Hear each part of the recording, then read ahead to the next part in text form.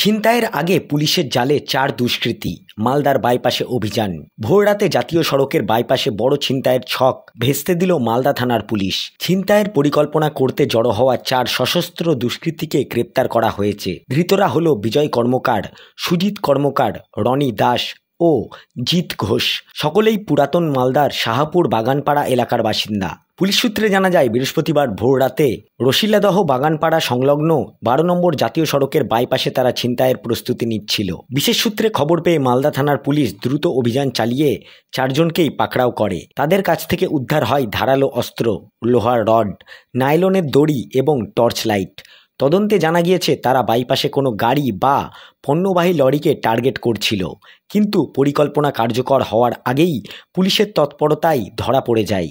বৃহস্পতিবার দুপুর 2টো নাগাদ ধৃতদের মালদা জেলা আদালতে পেশ করা হয়।